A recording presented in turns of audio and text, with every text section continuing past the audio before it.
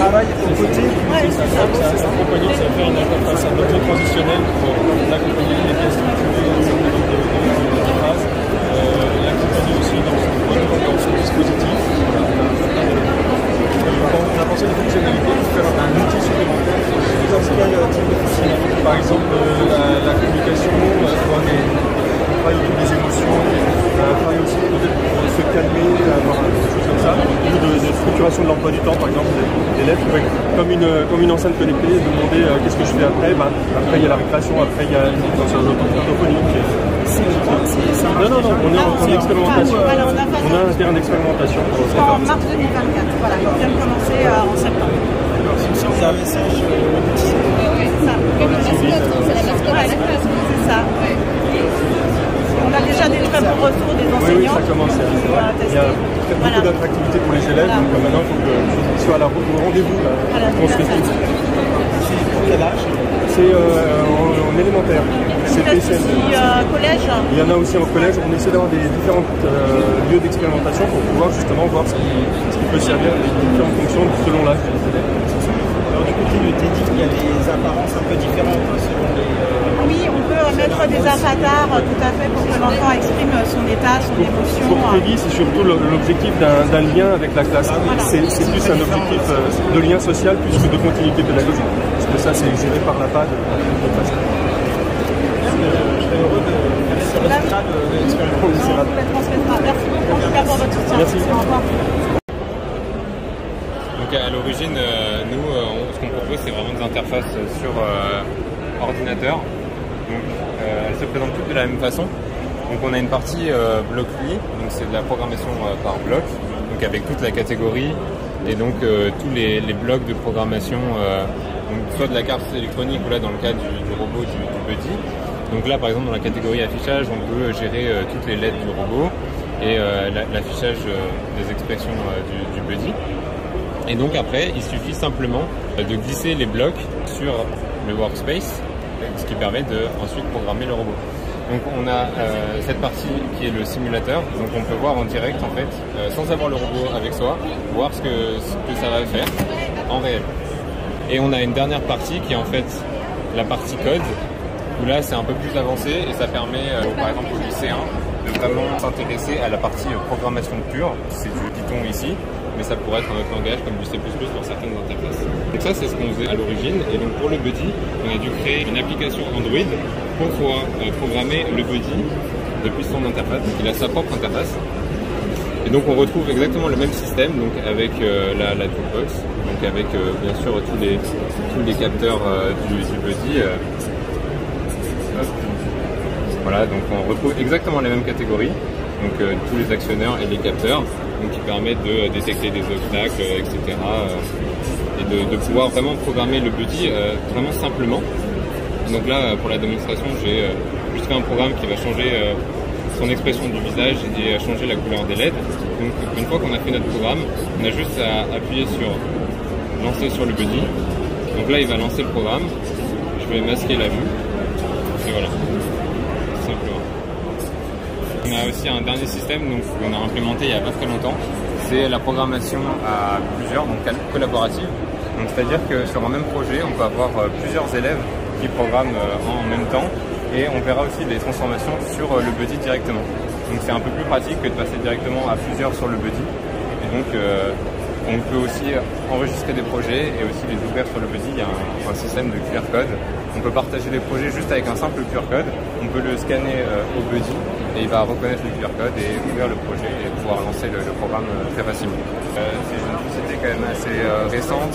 On essaye de se développer de plus en plus et d'avoir de plus en plus de partenariats. Donc c'est là qu'on est rentré en contact avec Blue Robotics, parce que leur robot est vraiment très intéressant pour garder un lien différent avec le professeur et les élèves, au-delà d'un simple robot qu'on peut programmer. Là, avec le Buddy, il y a une réelle interaction avec les élèves.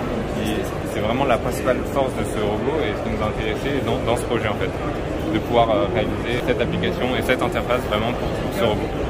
Blue Frog Robotics, donc c'est la société qui conçoit ce petit robot compagnon émotionnel Buddy. On a été créé en 2014 et l'idée est venue du fondateur qui s'appelle Rodolphe Assalander, qui s'est retrouvé un jour devant une problématique avec sa grand-mère qui était tombée, qui avait chuté et qui n'avait pas voulu utiliser son appareil, son collier, parce que trop stigmatisant. Et donc du coup il a dit mais c'est pas possible, il faut vraiment que moi en tant qu'ingénieur robotique, que je sorte ce petit robot compagnon que personne n'a encore fait. Et donc du coup lui est venue l'idée de sortir Buddy. Et on s'est très vite confronté au marché.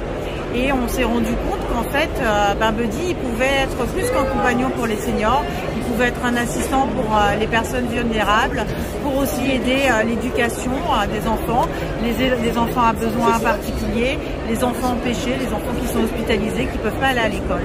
Donc il s'est passé quelques années où on a fait pas mal de recherche et développement pour commencer à fabriquer ce robot. On a fait des prototypes, on a testé sur des projets de recherche européens auprès des seniors ou alors dans des centres pour les enfants autistes pour commencer à savoir un petit peu quels étaient les retours d'usage, comment développer les applications, qu'est-ce qu'il fallait lui mettre dedans comme capteur, comme technologie.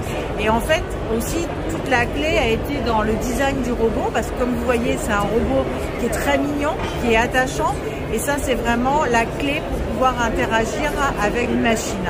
On veut créer de l'empathie, qui est vraiment ce lien qu'il faut qu'on ait pour vouloir interagir avec Buddy. Donc il est petit, il est mignon, il n'est pas grand parce que dès qu'on part sur des robots qui sont grands, on a ce sentiment de domination, on va avoir un sentiment de rejet. Donc voilà, le design a été vraiment crucial pour concevoir ce robot. Et ensuite, en fait, ça a été de travailler aussi sur son interaction, son intelligence émotionnelle. Donc Buddy, il a son petit caractère, il va pas forcément interagir de la même manière avec vous qu'avec moi, ça va être vraiment en fonction des interactions qu'on va avoir avec lui. Si par exemple on travaille avec des personnes âgées, on va plutôt être sur un comportement de proactivité où il va être souvent là auprès de la personne pour la stimuler, pour la solliciter, pour lui rappeler de prendre ses médicaments. Et dans le cas qui nous concerne aujourd'hui dans l'éducation, on adresse aujourd'hui tout ce qui va être autour de l'inclusion et aussi de la pédagogie. Et depuis 2020, on a eu en fait l'opportunité, grâce à un marché qu'on a remporté avec l'Éducation nationale, de lancer Buddy en production, en série, de sortir des versions prototypes, de vraiment faire un robot industriel par milliers d'unités. Et ce robot, il est conçu en France. Et donc l'Éducation nationale nous a commandé près de 2000 robots pour pouvoir les déployer dans les écoles, pour permettre à des enfants qui ne peuvent pas aller à l'école parce qu'ils sont empêchés physiquement par la maladie, d'y aller grâce à Buddy. Comment ça se passe? Buddy en fait prend leur place dans la classe, il est leur avatar et l'enfant va se connecter avec une tablette depuis sa chambre d'hôpital pour interagir dans Buddy, pour le piloter, pour garder un lien avec ses camarades. On recrée du lien social grâce à un robot. Ensuite, on est aussi sur tout ce qui va être autour de l'inclusion des enfants à besoins particuliers. Donc les outils comme les robots sont des très bons supports pour ce type de population, puisque ça les aide en fait à développer tout ce qui va être leurs compétences émotionnelles, la gestion des émotions. Buddy peut être aussi, on va dire, un objet transitionnel pour eux. Donc on est vraiment sur le côté d'interaction avec l'enfant où il a plus de difficultés avec un humain. Buddy va pouvoir lui permettre d'améliorer en fait son apprentissage de tous les jours. On travaille avec des associations. On avait fait une première expérimentation avec une association qui s'appelle Hop Manon à Toulouse, qui est en lien avec le CHU de Toulouse, qui cherchait une solution pour permettre justement à ces enfants qui sont atteints de leucémie, qui vont rentrer dans des traitements lourds, qui vont être dans des champs stériles, qui vont plus avoir le droit d'avoir de contact souvent de la fratrie, qui peuvent pas les rendre visite. Donc en fait l'association nous a approchés parce qu'elle cherchait vraiment une solution pour répondre à ce problème d'isolement de l'enfant malade. Et en fait l'idée c'est qu'elle met à disposition donc Buddy dans la famille et donc l'enfant peut, depuis sa chambre d'hôpital, se rendre tous les jours chez lui, passer des moments privilégiés avec ses parents, les repas. Si l'enfant veut aller dans sa chambre, il est libre d'aller dans sa chambre, il se télétransporte chez lui.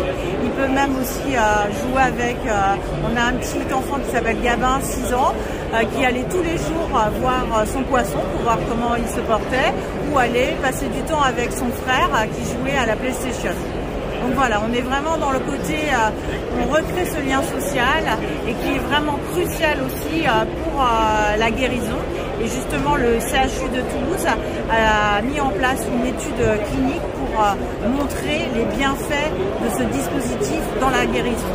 Parce que à la fois, ça soulage les familles, parce que c'est quand même des maladies lourdes pour elles, mais aussi ça permet à l'enfant d'aller mieux parce qu'il est dans ce maintien du lien.